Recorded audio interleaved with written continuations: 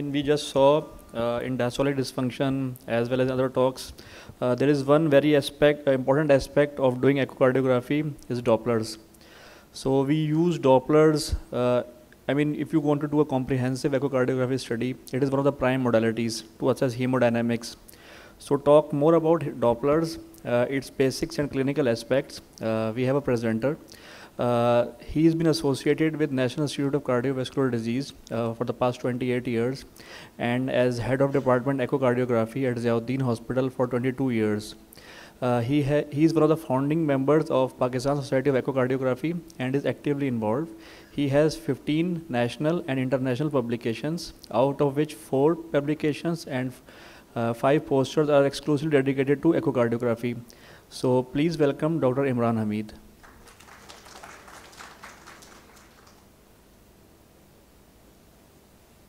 Thank you, Rahman, for the nice presentation. Assalamu alaikum to all.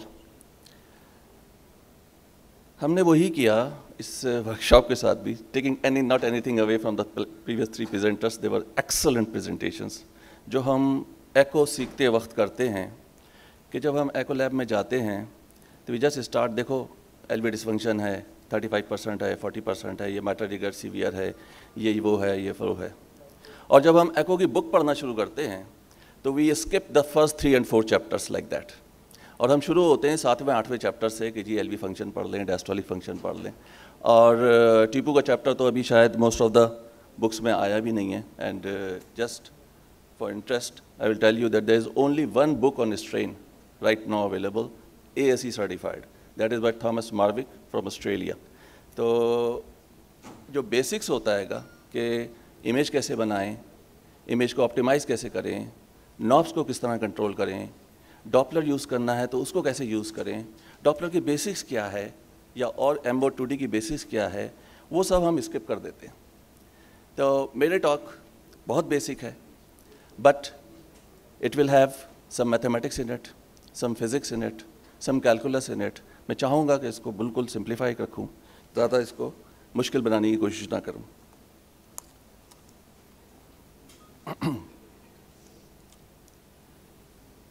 अच्छा, Doppler क्यों?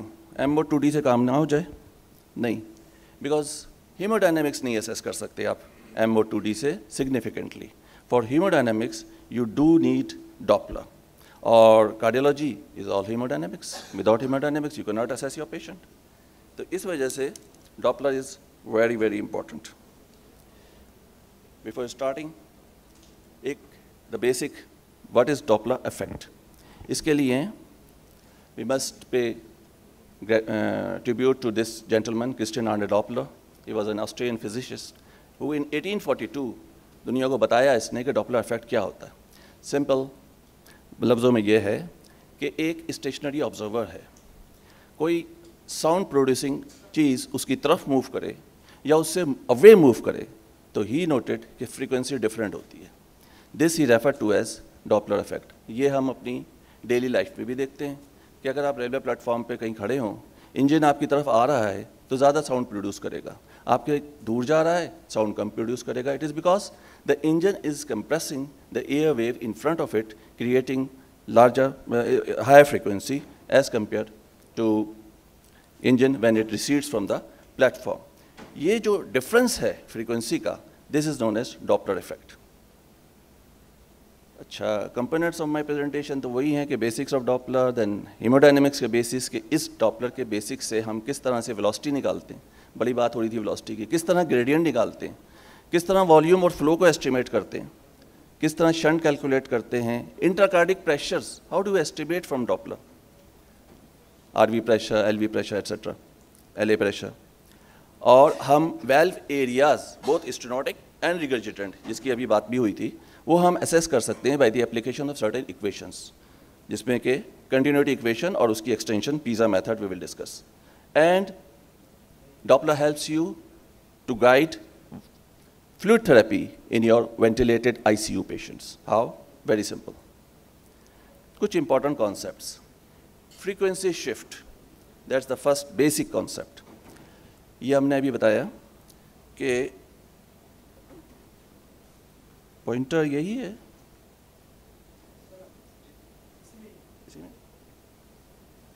ओ sorry, मैं पीछे चला गया।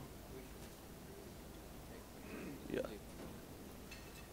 ठीक, पंचर ऊपर वाला जी, ओके या ठीक।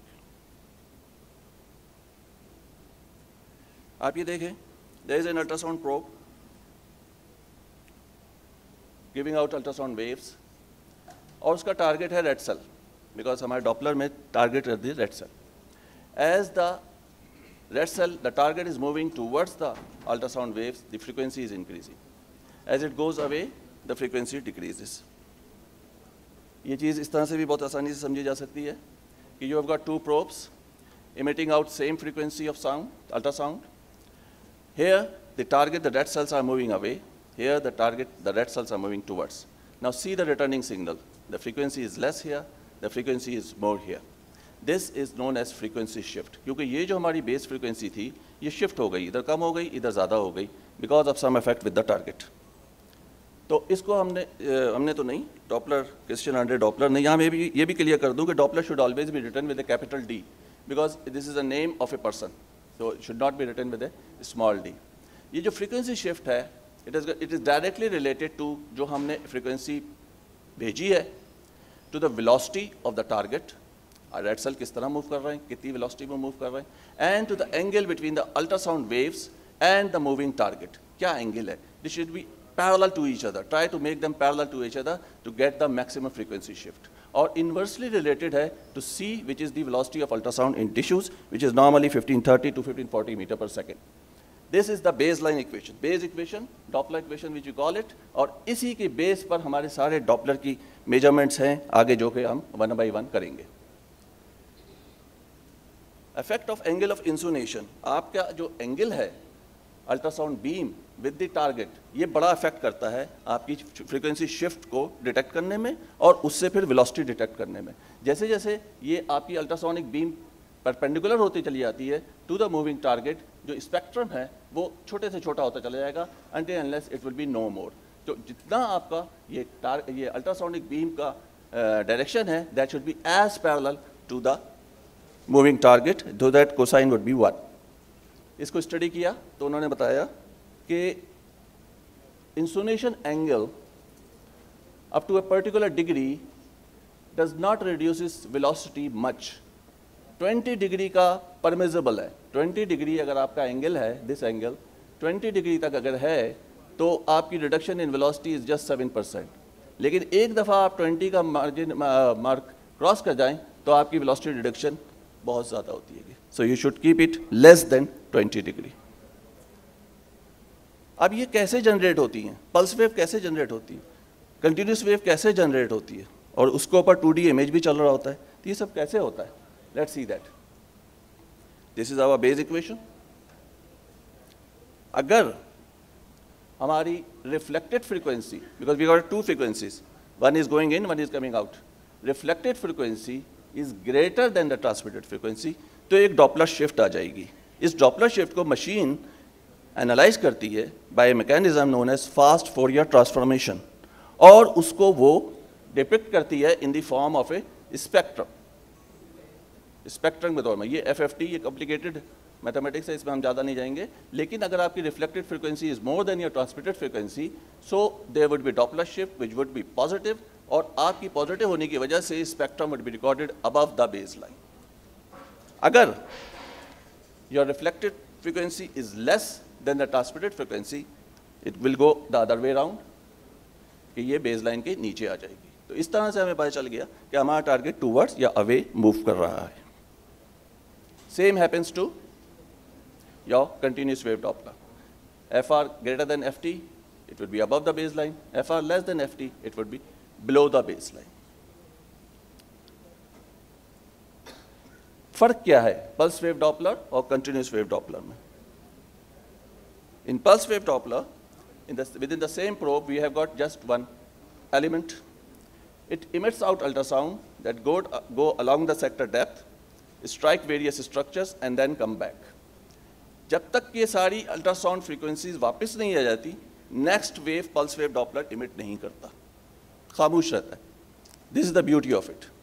So it waits till all the ultrasound waves have gone in and come out. अब इसके अंदर एडवांटेज ये हो गया कि हमें वेलोसिटी का पता है, साउंड वेलोसिटी का पता है हमें इन बॉडी टिश्यूज़, और हमें डिस्टेंस सेक्टर डेप्थ का भी पता है। तो we can time the machine कि भाई हमें सिर्फ और सिर्फ आप ऐसा करें कि ये जाए यहाँ तक और एक पर्टिकुलर एरिया के सिग्नल्स को हमें वापस यहाँ पर मॉनिटर पे दिखा दो। This is known as gating. इस तरह से आपने गेट कर दिया, एक गेट लगा दिया कि सिर्फ इस एरिया से मैं लूँगा रिपोर्ट, बाकी एरिया को मैं इग्नोर कर दूंगा। This is the beauty of pulse wave Doppler. अच्छा, तो इस वजह से आपका जो पल्स सैंपल वॉल्यूम आप जहाँ प्लेस करते हैं, पल्स वेव डॉपलर सिर्फ वहीं का डॉपलर, वहीं का स्पेक्ट्रम आपको दिखाता है और कहीं का नहीं दिखाता। मसला इसमें यह है कि एक अल्ट्रासाउंड जाएगी और वो वेट करेगा, तो टाइम कंज्यूमिंग है। इस वजह से जो पल्स रिपीट होगी वो एक पर्टिकुलर टाइम के बाद होगी।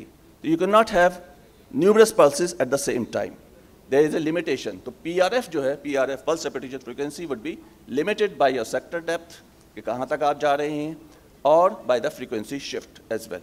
ये एक लिमिटेशन है, इसको अभी हम थोड़ा सा आगे और डिस्कस करेंगे। Let's see continuous wave Doppler. Continuous wave Doppler में we have got two elements, one is continuously transmitting ultrasound and the other one is continuously receiving. इसमें ये बॉदर नहीं करता कि सारी अल्ट्रासाउंड वापस आए, कौन सी आई कौन सी नहीं आई, नो प्रॉब्लम। तो इस वजह से इसके अंदर आपको कोई प्रॉब्लम नहीं है।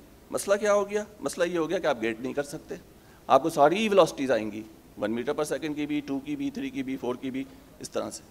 अच्छा, दूसरी चीज़ ये है पल्स वेव डॉपलर में आप देखें कि क्योंकि आप एक पर्टिकुलर जगह से सैंपल वॉल्यूम ले रहे हैं और सिर्फ इसी को आप रिसीव कर रहे हैं, तो इस वजह से आपका इंटीरियर हमेशा बिल्कुल ब्लैक होना चाहिए, क्योंकि और जगह की आपने अल्ट्रासाउंड रिसीव ही नहीं कर रहे। इसके बरक्स आप कंटिन्यूस वेव में क्या देखते हैं, because you are receiving all the ultrasound back, तो सारा का सारा हमेशा भरा हुआ आता है, इट्स ऑल फिल्ड अप। अब तीसरा इसमें जो फ़र्क है वो ये है कि हमारी अल्ट्रासाउंड गई, एक फ्रीक्वेंसी शिफ्ट हुई और उसके बाद रिकॉर्ड बैक हुआ। इसका PRF है एक पल्स रेपिटेशन फ्रीक्वेंसी, उसको इस तरह से टाइम किया गया है कि your pulse repetition frequency should be 2 times the frequency shift. अगर फ्रीक्वेंसी शिफ्ट 5 है तो आपका PRF 10 होना चाहिए, ताकि आप इसकी स्पेक्ट्रम को प्रॉपरली अपराइट रिकॉर्ड कर लें। इसके अंदर ऐसी कोई चीज़ नहीं है, इसमें PRF का मसला ही नहीं है।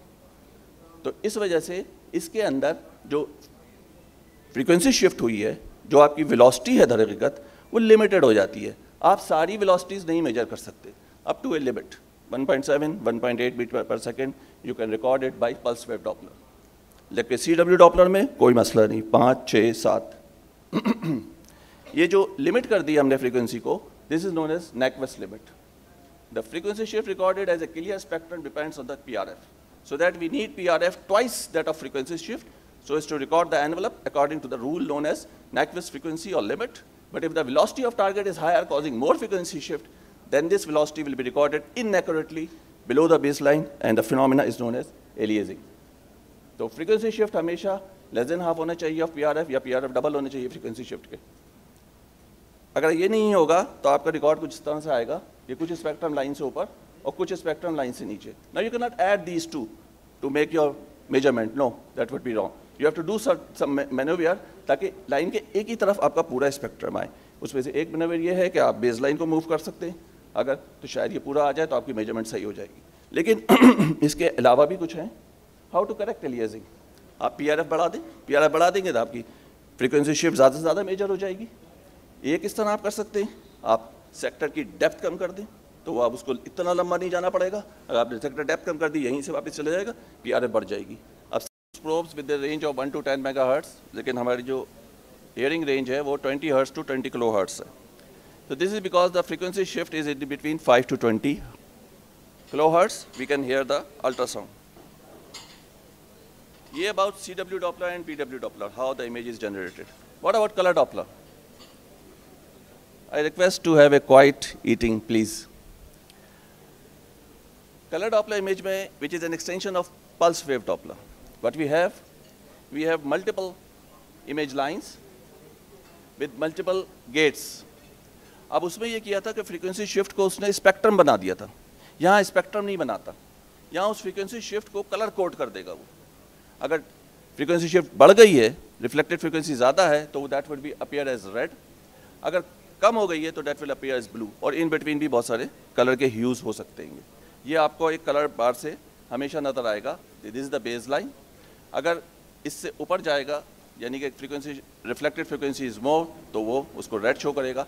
अनटिल एंड पॉइंट के अगर टर्बुलेंस आ जाएगी तो वो उसको येलो भी शो कर सकता है, और इसी तरह से blue and green for the other side.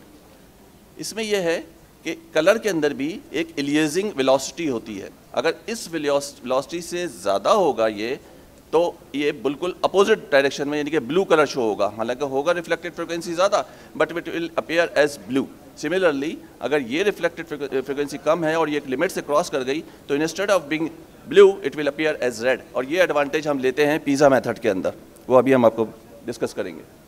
This is basic about how the images are generated in CW, PW and colour.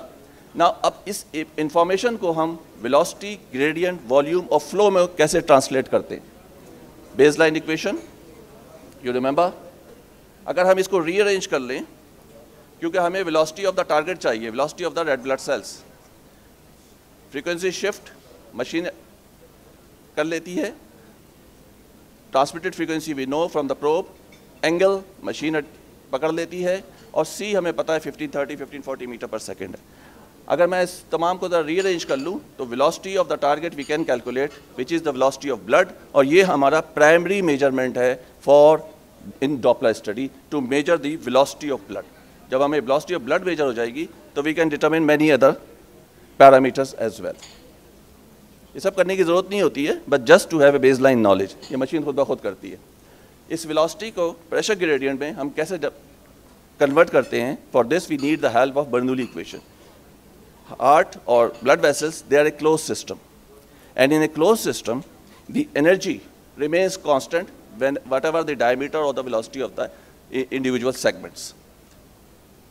इसको आप इस तरह समझें कि ब्लड वेसल है, उसके अंदर यहाँ पर डायमीटर ज़्यादा है, वेलोसिटी कम है, but here the velocity is more because there is constriction, और डायमीटर कम है हो गया, but still total energy here, जो टोटल एनर्जी हमारी है वो है इंटरनल एनर्जी यानी pressure, the kinetic energy and the potential energy.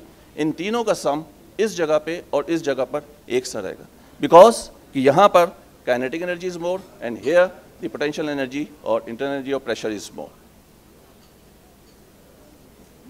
तो अगर मैं इसको 1 से डिनोट करूँ, इन तमाम चीज़ों को 1 से, और इसको 2 से डिनोट करूँ, तो internal all the energy will remain the same constant. इस चीज़ को यूटिलाइज कर लेते हैं हम फॉर प्रेशर ग्रेडियंट एस्टिमेशन। थोड़ा सा ये कैलकुलेशन की गई है, क्योंकि potential energy is not important, क्योंकि दोनों साइड पे सेम ही होती है। We can strike them of.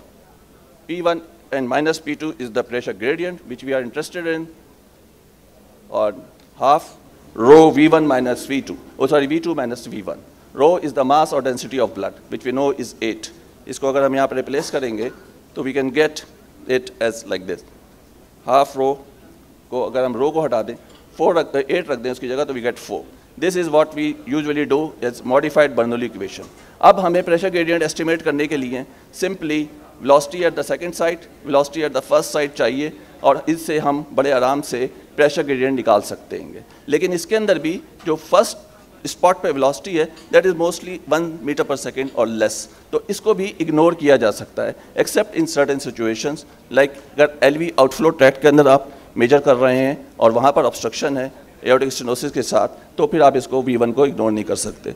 V1 if it is more than 1.5 should not be ignored, otherwise it can be ignored. तो हमारी इक्वेशन और सिंपल हो जाएगी and it will become as simplified Bernoulli equation, that is at any point अगर आपने gradient यानी कि pressure नापना है तो जस्ट आप velocity at the site of obstruction नाप लें and you can get the gradient.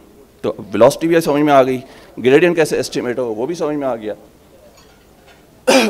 ये चंद एक प्रैक्टिकल एग्जांपल हैं जो आप डेली रूटीन में करते हैं। जैसे TR का जेट है, you get an apical 4 chamber view, RV directed, TR का जेट को लोकलाइज किया, CW डॉपलर लगाया और आपने एक स्पेक्ट्रम CW से रिकॉर्ड कर लिया। लेट्स सी कि अगर इसकी वेलोसिटी आती है 4 मीटर पर सेकेंड, हम अपने इक्वेशन के अंदर इस 4 मीटर को रखेंगे and we will get the gradient which is 64। This is the gradient, not RV pressure. RV pressure नहीं है, ये ग्रेडियंट है। इसी तरह से अगर आप एओर्टिक स्टेनोसिस के अंदर बहुत कॉमनली यूज़ करते हैं कि आप apical 5 chamber view place a CW Doppler, measure the velocity, it comes out to be 4.2. अब इस 4 में और इस 4.2 में ज़्यादा फर्क नहीं, लेकिन आप ग्रेडियंट पे देखें तो it comes out to be 70.6, here it was 64, तो 6.6 का डिफरेंस है। क्योंकि आपकी वेलोसिटी स्क्वायर होती है, लिहाजा इसका प्रिसाइसली मेजर करना बहुत ज़रूरी होता है to get the accurate gradient.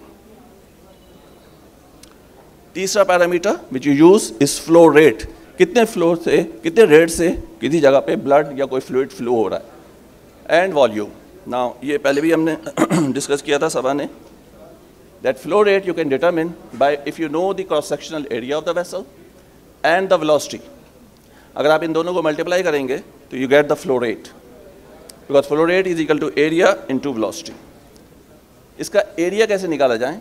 This is a circle, circle का हमें पता है एरिया होता है पाई आर स्क्वायर, तो अगर आपको सिर्फ आर पता चल जाए तो you can get the area, और वेलोसिटी अभी हमने देख ली किस तरह से मेजर किया जाता है, तो you can get the flow rate.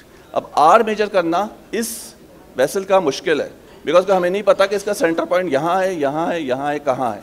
तो व्हाट वी डू, अभी हमें पता है कि R is equal to distance upon 2, diameter over 2। अगर डायमीटर को हाफ कर दें तो R बन जाता है। तो अगर आप इसका लीडिंग पॉइंट और रिसीडिंग पॉइंट को मेजर कर लें, यानी डायमीटर मेजर कर लें, उसको हाफ कर लें, तो you can replace it with this.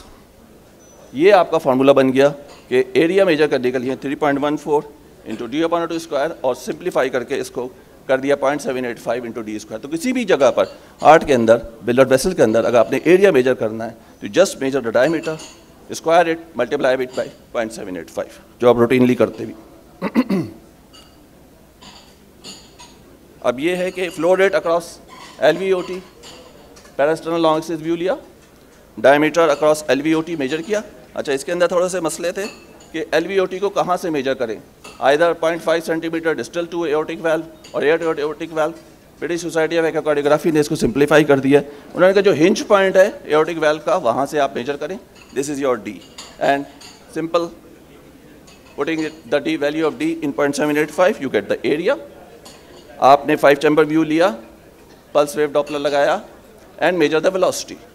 For flow rate you measure the velocity, remember. For flow कुछ और चीज़, आपने फ्लो रेट निकालने के लिए एरिया इंटू वेलोसिटी किया, and that will give you flow rate. Similarly RV outflow tract का flow rate मालूम करना है, short axis at parasternal short axis view at pulmonary artery level, measure the D, same formula, and measure the velocity at RV outflow tract. लेकिन heart के अंदर laminar flow ऐसे नहीं होता। हार्ट के अंदर और वेसल्स के अंदर we have got pulsatile flow. Pulsatile flow से मुराद ये है कि जो इनिशियल वेलोसिटी होती है वो मूवमेंट ऑफ ब्लड की, वो बीच में ज़्यादा होती है, वो कम होती है, and as we go into the mid of systole it becomes more and then it recedes. So different velocities होती हैं इन कार्डियक सिस्टम। इन वेलोसिटीज़ को आप एक वेलोसिटी नहीं ले सकते, तो you have to integrate all these velocities, और उसको हम कहते हैं VTI। इंटीग्रेट कैलकुलस का एक फंक्शन है, और आप फ्लो जब भी एस्टिमेट करेंगे, whenever you estimate flow you take VTI which is recorded by getting out a good quality spectrum by continuous wave or pulse wave, and just by measuring the, tracing the outer border of the envelope, and the machine will give you the VTI. Flow rate के अंदर velocity और flow के लिए VTI. This is the formula for flow, volume. Volume अगर आपने निकालना है तो पाई आर स्क्वायर, वो तो वही हो गया, और VTI। ये थोड़ा सा डिफरेंस है which you should remember. ये पहले भी बताया जा चुका। QP QS को कैसे एस्टिमेट करें? वेरी सिंपल, अब तो बिल्कुल आसान हो गया। QP के लिए flow across RV outflow tract, आपने डायमीटर नापा, and you put the pulse wave Doppler, और उससे आपने इसकी वेलोसिटी नाप ली, सॉरी VTI नाप ली। That will give you flow across RVOT which is your QP। Similarly parasternal long axis से आपने इसका डायमीटर नापा, एरिया निकाला, और आपने इसका 5 चैम्बर व्यू के अंदर सिस्टमिक फ्लो निकालने के लिए VTI ले लिया। Now you have got QP and you have got QS। अगर QP is more than QS, flow across RVOT is more, that is a left to right shunt. If it is less than systemic flow, then it is a right to left shunt. Simple. लेकिन इसके अंदर एक मुश्किल आएगी अभी. ये simple calculation है QP QS की, which I think I have elaborated too. I will skip this slide. ASD VSD में तो ये बहुत आसान है. आपने RV outflow track ले लिया, LV outflow track ले लिया, QP उधर निकाल लिया, QS इधर निकाल लिया. PDA में क्या होता है? What happens in PDA? PDA is an abnormal communication between descending aorta and the pulmonary artery. अब इसमें यह होता है कि क्या अगर हम RV outflow tract का measurement ले लें तो can we calculate all the blood which is going into the lungs? Anyone? No. Because we are not accommodating the blood which is coming into the lungs through this PDA. तो इस वजह से ये चीज़ आपकी यहाँ पर इनवैलिड हो जाएगी अगर आपने इसको QP ले लिया. तो PDA के अंदर हमें थोड़ा सा चेंज करना पड़ता है. अच्छा, अभी हम कर चुके हैं कि amount of blood flow in a closed circuit is same regardless of the site. अगर मैं ऐसा कर लूँ, this is a PDA, continuous flow, कि mitral valve और tricuspid valve का flow estimate कर लूँ. Mitral valve in PDA is receiving all the blood that is coming through the right side of the heart, that is through the pulmonary artery, as well as it is receiving blood which is coming from the flow of PDA into pulmonary circulation and then back into through the pulmonary vein into LA and then through mitral valve. तो हम अगर mitral valve पे वही सारा formula लगा लें, area निकाल लें, BTI निकाल लें, let's say the area is 2, BTI is 20, तो फ्लो हमारा आ गया 62.8 और ये वो फ्लो है जो हम रिकॉर्ड कर रहे हैं which is coming from the lungs, that is QP. और इसी तरह से अगर हम tricuspid valve को देख लें which is receiving all the blood from superior vena cava, inferior vena cava and coronary sinus, उसका एनुअल का साइज ले लें, उसका BTI निकाल लें, तो then you can calculate the QS at tricuspid valve. इसका रेशियो आप निकाल लें, that's a large PDA का रेशियो आ गया. लेकिन बात यह है कि the annuli of AV valves they are more elliptical than spherical. तो हमारा फार्मूला जो है वो स्फेरिकल के लिए, स्फीयर के लिए, सर्किल के लिए पाई आर स्क्वायर. तो इस वजह से हम इसको इतना यूज़ नहीं कर सकते. लेकिन हमें ये पता है कि वही ब्लड जो mitral valve से आएगा वो ही एओर्टा में जाएगा if there is no ASD VSD, if there is no VSD, और वही ब्लड जो tricuspid valve में आएगा वो ही pulmonary artery में जाएगा और फ्लो दोनों जगह बराबर होगा. तो हम क्या कर सकते हैं, हम अपने इनिशियल assumptions को रिवर्स कर सकते हैं. हम इस तरह से रिवर्स कर सकते हैं कि हम RV आउटफ्लो ट्रैक्ट में QP मेजर करते हैं, लेकिन अभी हमने tricuspid valve पे QS मेजर किया and this same amount of blood will pass through this RV outflow tract. तो हम यहाँ पर QP की बजाय QS मेजर कर रहे हैं इन PDA. और इसी तरह से हम LV आउटफ्लो ट्रैक्ट में QS की बजाय हम QP मेजर कर रहे हैं. तो अब हमारी जो नोमेनक्लेचर है वो थोड़ा सा रिवर्स हो जाएगा, but we can still calculate the QP QS in PDA by reversing it. ये एक बुनियादी फ़र्क है PDA versus ASD and VSD. एक और एप्लीकेशन है to estimate areas of valves, stenotic valves जो हम रोजाना करते हैं और रिगर्जिटेंट वेल्व्स भी. इसके लिए भी यूज कंटिन्यूटी इक्वेशन और law of which is dependent on law of conservation of base. वो बात यही कहता है कि जो भी फ्लो है वो इन ए क्लोज सर्किट अगर कोई शंट नहीं है तो दैट वुड बी सेम अगर इस पॉइंट पे ले या इस पॉइंट पे ले, यानी area into V1 is will be equal to area into V2. अभी हमने फ्लो के लिए कर लिया था कि हम फ्लो में इस तरह से देख सकते हैं कि mitral valve का साइज हम almost 3 to 4 centimetre square 4 to 6 centimetre square होता है, जबकि एओर्टिक वेल्व का साइज नॉर्मली इज 2 to 3. लेकिन जो ब्लड mitral valve से फ्लो कर रहा है वो is same as that which is flowing to the aortic valve. एक फ़र्क जो इसमें किया हमने फ्लो निकालने के लिए कि हमने V की बजाय BTI यूज़ किया. तो सिंपल हो गया हमारे पास कि we have got A1 into V1 which is LV outflow tract. Very easy. आप डायमीटर LV आउटफ्लो ट्रैक्ट का मेजर कर सकते हैं, आप वहाँ पे वेलोसिटी मेजर कर सकते हैं जो अभी हमने की है. सिर्फ प्रॉब्लम जो है वो ये है कि हमारे पास A2 मेजर करना ज़रा मुश्किल है क्योंकि ये एओर्टिक स्टेनोसिस है, कैल्सिफाइड है, रेगिड है, इरेगुलर है और यही हम मेजर करना चाहते हैं. But we can easily measure the V2 across, that is the velocity across the aortic valve by CW Doppler.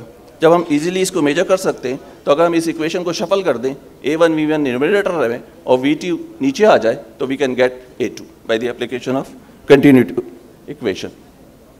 Simple example है, LV आउटफ्लो ट्रैक निकालें, डायमीटर नापें, एरिया निकालें, by the same formula get a 5 chamber view and measure the VTI across LV outflow track. So that will give you the flow A1 into V1, that is 94.2.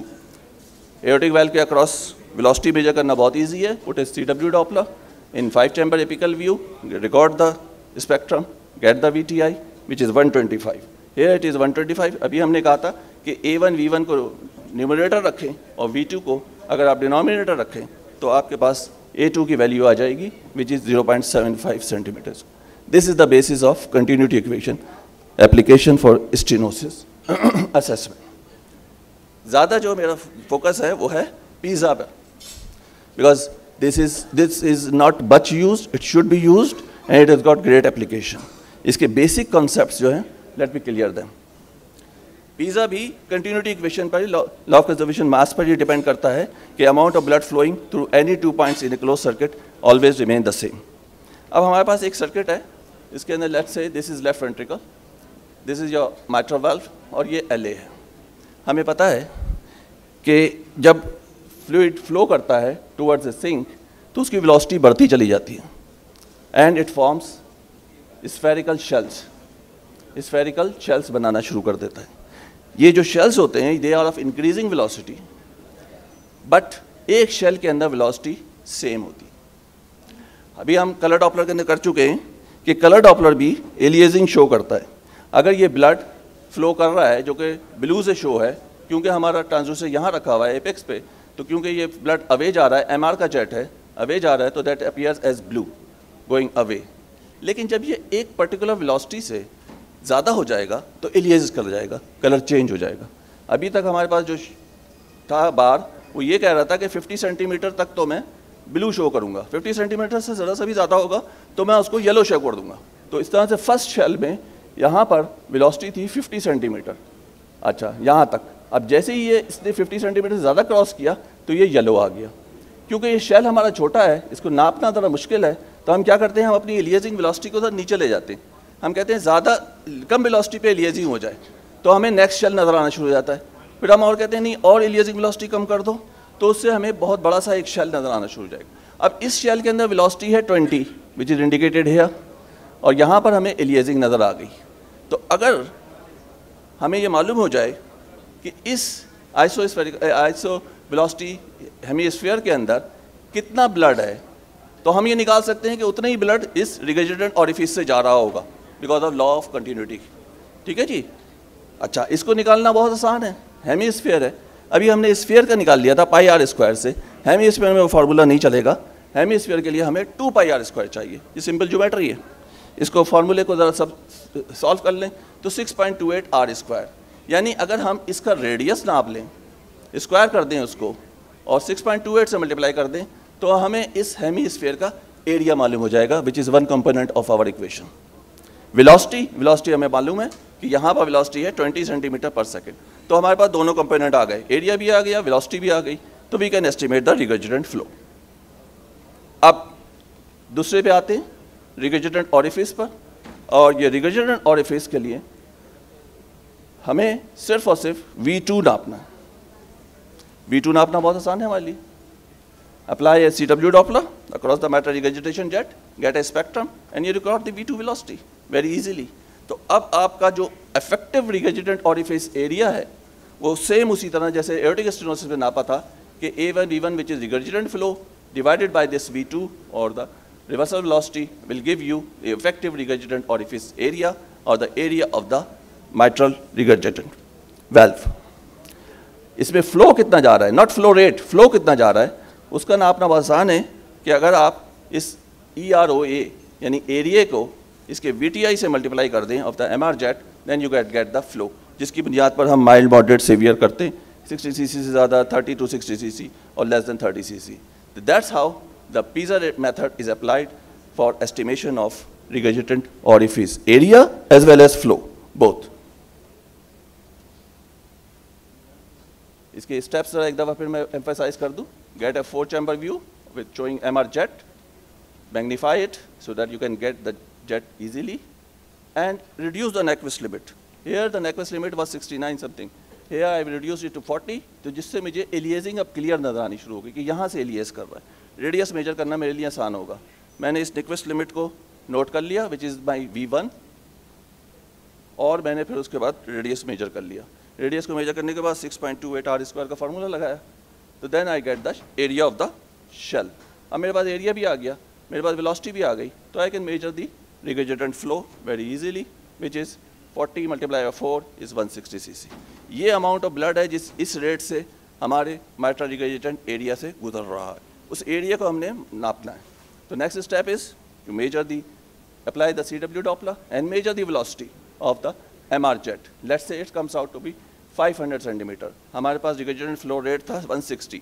अगर हम 160 से 500 यानी A1 V1 over V2 कर रहे हैं, तो we can get the EROA very easily, which comes out to be 0.32 centimeter square. Next step ये है कि आप MR का VTI निकाल लें. VTI निकाल लें. Let's say it is 100 centimeter. इसको VTI को इससे मल्टीप्लाई करेंगे, you get the flow rate which is 32 cc. So you have got the flow rate, you have got the flow, sorry, not flow rate, you have got the flow and you have got the effective regurgitant orifice area both by the PISA method. ये मैं skip करता हूँ because this you do very routinely. मैं एक last, जी हाँ, slide पे जा रहा हूँ, विच इज़ ये DPDT सभा ने इसको डिस्कस किया था. Volume status in ventilated patient, जिनको आप मूव नहीं कर सकते, अनकॉन्शियस होते हैं, वेंटिलेटर पे होते हैं, तो उसमें वॉल्यूम दें या नहीं दें, ये एक बड़ा क्वेश्चन होता है.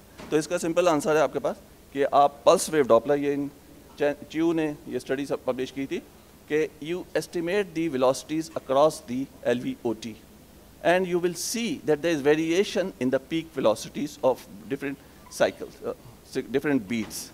If this variation in velocity is more than 12%, that means that your patient will respond to fluid. If this is more than 14%, there is a high positive predictive value according to them. And if it is less than 10%, so don't give much fluid, because then it has got a negative predictive value. 10 to 12% is gray zone, where you have to exercise your clinical judgment.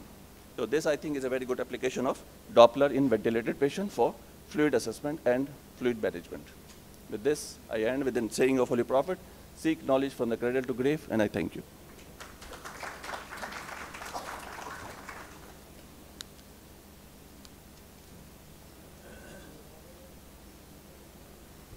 Thank you so much, sir.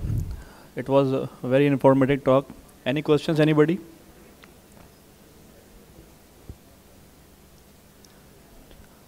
Any questions? I think it was very basic. थक गए लोग और खाना खाने के बाद ज़्यादा थक गए. Well, thank you very much. Thank you, sir.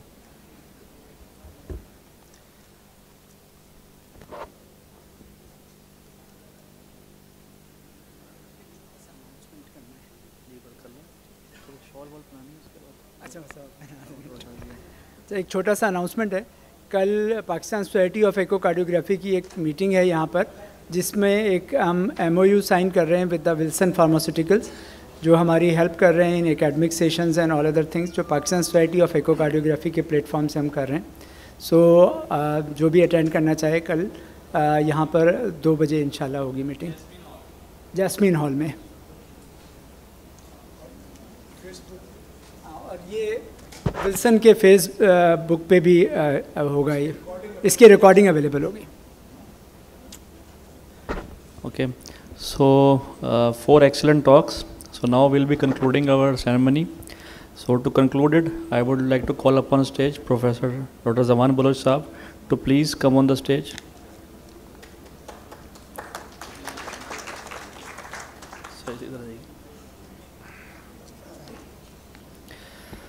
So Dr. Zaman Baloch will be presenting traditional souvenirs to our presenters. So first of all, I would like to call upon stage Dr. Fateh Ali Tipu. Sir, वो कर लिया.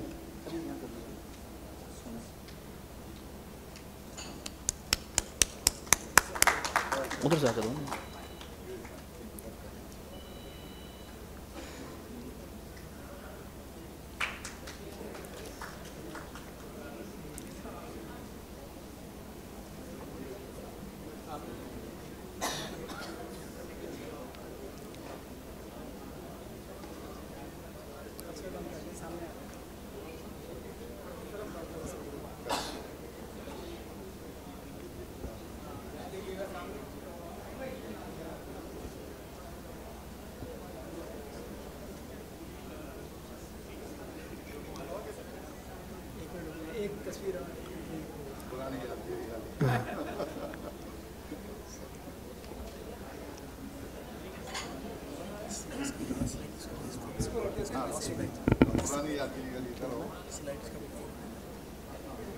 वो व्रत नहीं मानेंगे।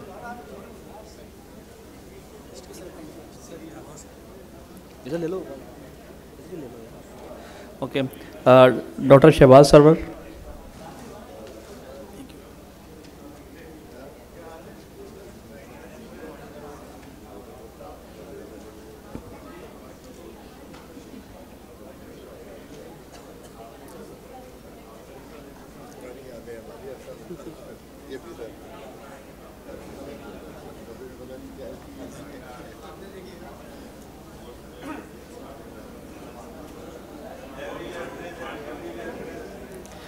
Doctor Imran Hamid.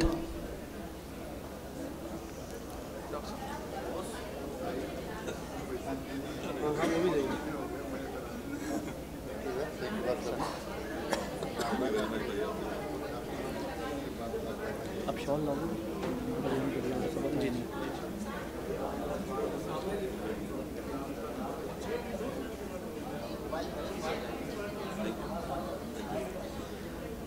Doctor Iram Bloch. वो है doctor Iram Bloch.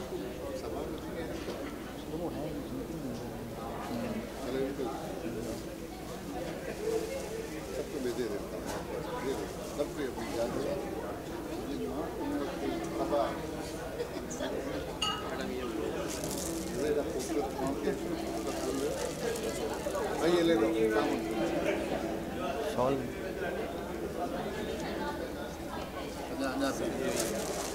खोल के देते ना, खोल के दो।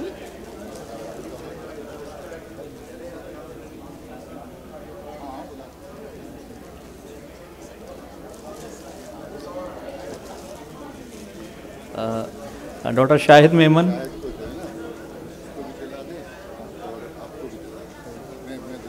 ठीक है, अभी आप इनको दे दो सर।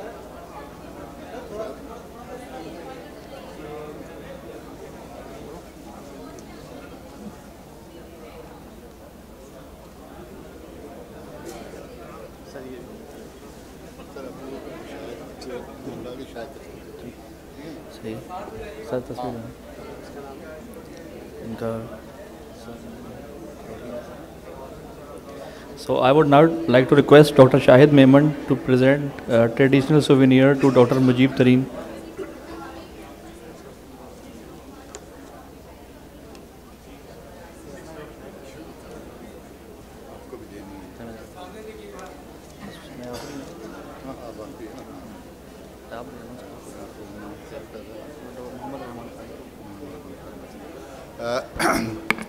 मेरे ख्याल में इस सारे सेशन में हमारी जो मेहनत की है डॉक्टर रहमान खालिद साहब ने, वो उनके मुस्तहिक हैं। और मैं चाहूँगा कि शायद रहमान साहब को शायद साहब ख़ुद जो है अजरक प्रेजेंट करें सर।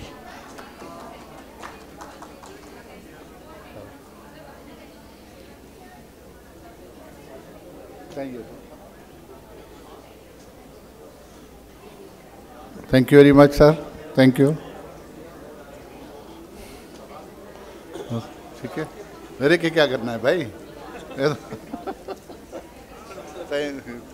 मुझे शायद साहब से जो है ये ज़रा पूछिए।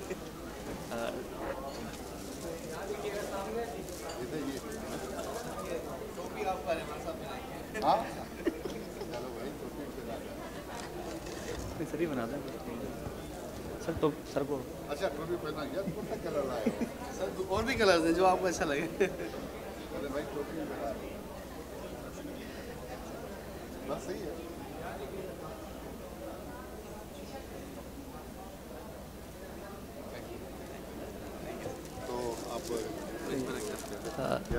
Thank you everybody. So this concludes our session. So now I would like to ask the presenters, Dr. Zaman Baloch, Dr. Shahid Memon and Dr. Iram to please come forward for a group photo.